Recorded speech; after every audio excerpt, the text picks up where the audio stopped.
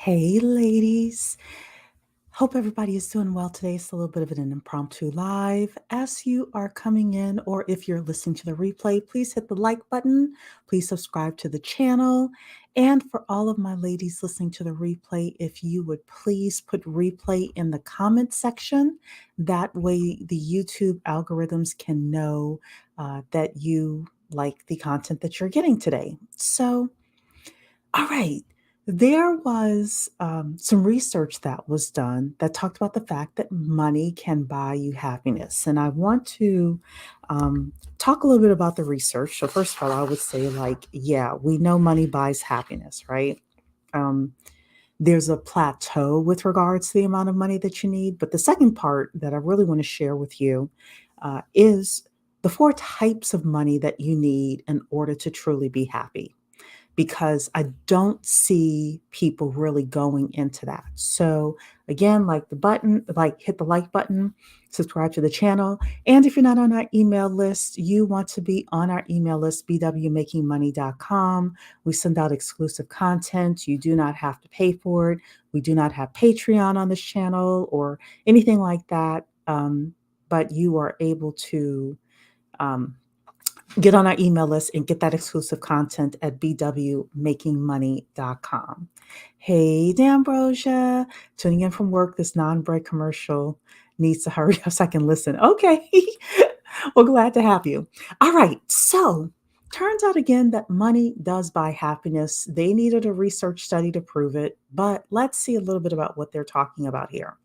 So, of course, they're saying for the vast majority of people, money does buy you happiness, according to a new study, at least. However, not everyone gets happier as their income increases. According to the paper authored by senior psychology fellow Matthew Killingsworth at the University of Pennsylvania's Wharton School, Nobel Prize winner psychologist Daniel Kahneman, and Barbara Mellers. So these are super educated people telling us that happiness plateaus. Let's see here. I want to go down a little bit further because I have something highlighted here. Good to see you, Blessed. Happy Monday. Happy Money Monday is what I call it. So it says here, Kahneman and Angus Deaton found in an influential 2010 study that happiness increased steadily with income up to a certain amount, but then it plateaued. The researchers concluded that average emotional well-being generally rose until people earned between $60,000 and $90,000. Remember, ladies, this was in 2010. Okay. And then they're saying after that, it flattened out. Their findings were based on a daily Gallup survey of 1,000 Americans from 2008 to 2009. Hey, Shar, good to see you as well. So, first thing I wanted to do was I wanted to figure out what is that in today's terms. So, between 60,000 and 90,000. Now, we want to be at the higher level just to see what's happening here. So, I went to the Bureau of Labor Statistics. I got the inflation calculator. And if I'm looking at 90,000 in January 2010, so about 2009, 2010 timeframe, that has the same buying power as $125,000 today. Same buying power as $125,000 today. So the question then is for you and for me, do we feel like we plateau with regards to being happy at $125,000? Well, hang on because they have more to say with regards to this. So, hey, AAE, right, those numbers are no longer applicable. Yeah. Pandemic changed our opinion about monetary happiness. Today's terms 130K now at the very least. Yeah. And actually, some people say it's even more. So we're going to go through this article, another article, and then I'm going to tell you the four types of money that I think all of us should be aiming for in order to truly be not only happy, but financially free.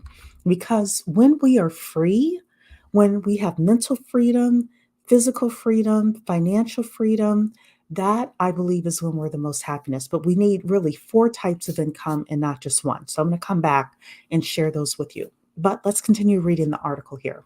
So it's saying here, Killingsworth, in contrast, found in a 2021 paper that average happiness rose consistently with income.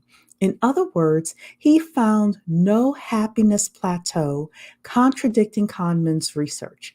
Killingsworth based his results on happiness rankings recorded by more than 33,000 Americans on a smartphone app. So let's talk about this. Let's talk about the fact that this person is saying there's no happiness plateau. This is actually, from what I understand from rich people, not true. I was listening to the podcast, My First Million, just happened to be listening to this one this morning. If you want to listen to it, it was the session where they talked about the fact that the podcasting is a great business model. It's one that they did recently, so you should be able to find it. And they talked about the fact that, these guys are rich. There were three of them talking, and they have networked with a lot of wealthy people.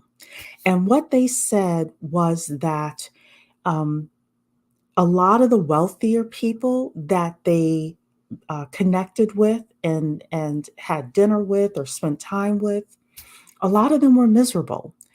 Um, the reason they were miserable is because they chased money so much that they did not have family relationships. They had horrible relationships with their wives, with their kids, with other family members, with their coworkers or employees, etc. So there is a happiness plateau with regards to once people make a certain amount of money, the happiest people then balance it out with family. That is true.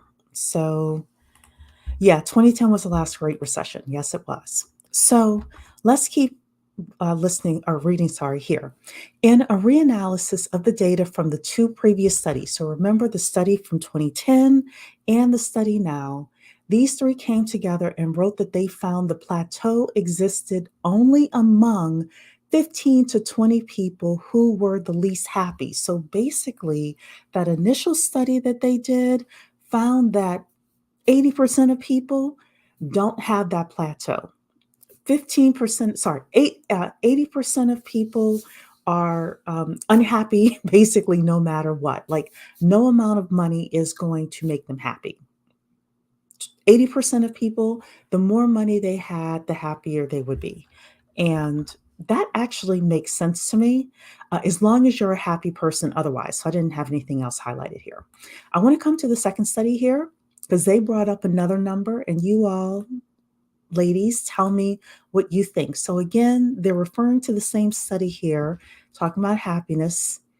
They're saying here, new research from Nobel Prize winning economists and fellow researchers provides a fresh answer.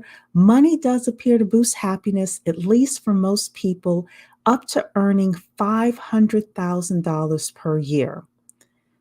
Tell me, ladies, if you earn $500,000 per year, would you be happy? At that point, would you feel like that's enough money? You can kind of maneuver the way that you want. Let me know, what you all think. $500,000. For me, if I earned $500,000, yeah, then I would want to kind of live my life and do other things. I don't need to make millions of dollars a year. But you all let me know what you think in the chat. And I think it's taking just a few extra seconds for you all to type in your answers. So, in the meantime, you're saying yes here, you're saying passively yes. Oh, okay, so you want to make 500,000 passively. All right. I don't need millions either. Okay, all right. So, let me then tell you what I think does or is required, the four types of money that are required for you to be happy. Number one is having enough active income. I know D'Ambrosia mentioned passive income. However, the people who are happiest still do things either within the community, they still have some sort of career that they really like. They don't just retire 100%. So, having a certain amount of money coming in as active income usually increases happiness. So you do want to have a career, not a job. You want to be at something that excites you and pays really well. You want to have a good thriving business that pays you very well, etc. So number 1, you want very good active income. The second type of money that you need to be happy is savings. If you make $500,000 a year but you have no money saved, that is stressful. If you make $500,000 a year and your living expenses are 600,000 a year, that is stressful. So, having some cash savings in the bank, especially right now in this economic environment, is going to make you happier. So that's the second type of money that you need. The third type of money that you need, D'Ambrosia called it passive income. Passive income is going to make you happy as well. Where do you get that passive income from? You can get it from real estate. You can get it from dividend stocks. You can get it from certain types of businesses. If you invest, for example, in your cousin's hair salon and she has booth rentals, for example, and the two of you split the rent from the booth rentals, that's passive income. You do want to have passive income, ladies, over time. That will make you happy because that enables you ultimately to retire. And then the fourth type of money that you need is net worth. A lot of people start calculating wealth by net worth, and that's all they think about. So when we think about celebrities, the first thing, what's their net worth? What's their net worth? And then how many times have we said just because they're worth that much doesn't mean they are liquid?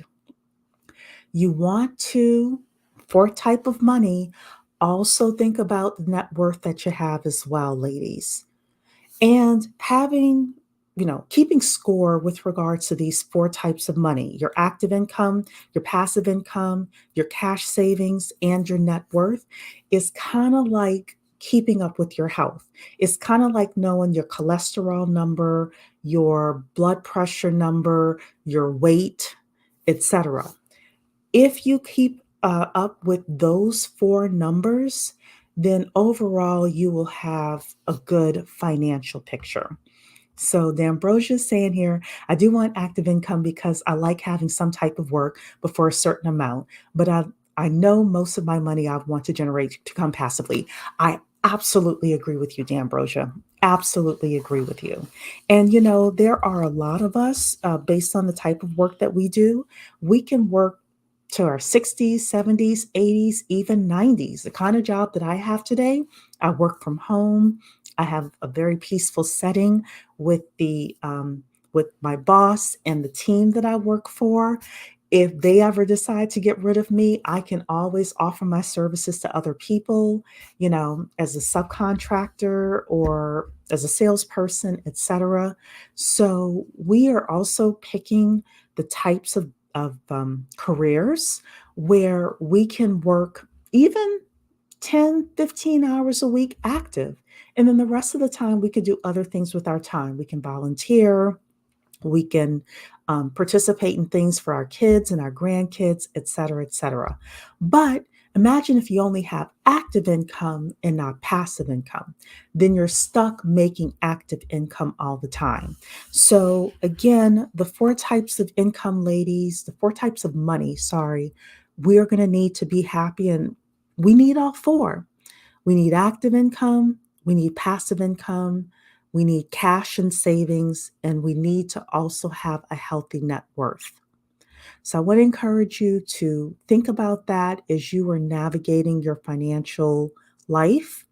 We'll be back on Wednesday for a Wealth Wednesday segment. And then Friday, we are going to talk about Iyanla and Ebony K. Williams and marrying down. So, yeah, don't forget to give us a thumbs up as you are leaving today and, spread the news with regards to this channel and today's topic. Okay. Yeah, we're going to talk about the bus driver. Yes, we are. We are going to talk about that because that is an economic decision. I'm always telling you, ladies, that the biggest financial decision you can make is who you have children with and who you get married to. So, yes, the bus driver, we're going to have that as a conversation because that's a money topic, definitely. I want to, first of all, I want to do it on a fun Friday. And second, there's some clips I want to pull. So I'll spend the week doing that. And we're going to have a healthy conversation on Friday. So bye, ladies. Talk to you then. Take care.